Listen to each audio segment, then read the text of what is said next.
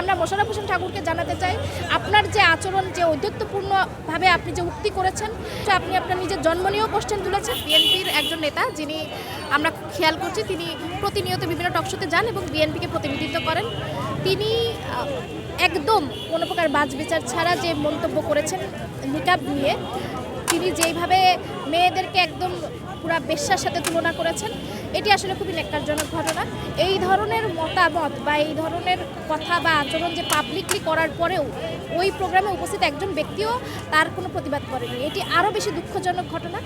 আমরা দেখতে পাই যে বিগত 17 বছর ধরে বাংলাদেশে যে ইসলাম বিদ্বেষী পরিবেশ তৈরি করা হয়েছিল, সেখানে নারীরা বিভিন্নভাবে শিক্ষা প্রতিষ্ঠান, আপনার কর্মক্ষেত্র থেকে শুরু করে প্রতিটা জায়গাতে এই নেকাব এবং হিজাবের জন্যে তারা প্রতিবন্ধকতার সম্মুখীন হয়েছে এবং বিভিন্নভাবে লাঞ্ছিত হয়েছে।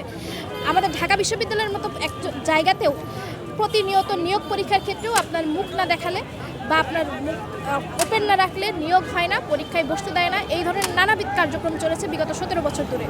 আমরা চেয়েছিলাম যে হয়তো ফ্যাসিবাদের আমলে শেষ হওয়ার পরে এই কালচারটা বন্ধ হবে, কিন্তু দুঃখজনকভাবে এই কালচার এখনও আছে, এই কালচার চলছে এবং পাবলিকলি বিএনপির মতো একটা রাজনৈতিক দলের ঊর্ধ্বতন একজন কর্মকর্তা বা নেতা সে পাবলিকলি এসে এই ধরনের একটা মতামত করলো এবং স্টিল নাও বিএনপির পক্ষ থেকে কোনো প্রকার পদক্ষেপ নেওয়া হয়নি। এ বিষয়ে বিএনপির অবস্থান কি সে বিষয়েও স্পষ্টভাবে কিছু বলা হয়নি।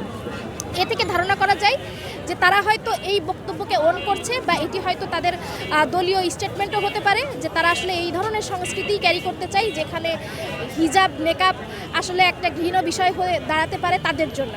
তো আমরা বিএনপিকে আহ্বান জানাবো, এটা যদি আপনাদের দলীয় মতামত না হয়ে থাকে অতি সত্বর এই বিষয়ে আপনাদের মতামত দিন, আপনাদের দলীয় অবস্থান ক্লিয়ার করুন।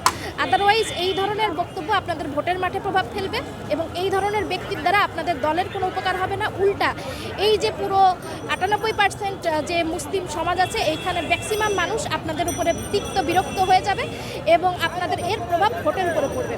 কাজেই আমরা বিএনপির কাছে আহ্বান জানাবো, আপনাদের যে মোশাররফ হোসেন ঠাকুর যে মন্তব্য করেছেন এই বিষয়ে আপনারা দলীয়ভাবে ঊর্ধ্বতন পর্যায় থেকে অবস্থান গ্রহণ করবেন।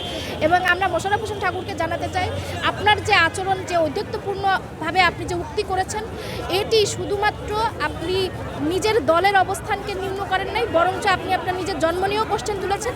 এবং আমরা প্রত্যেকেই সন্দিহান যে আপনি আসলে কোন ধরনের বিকৃত মানসিকতার অধিকারী হলে এই ধরনের বক্তব্য পেশ করতে পারেন।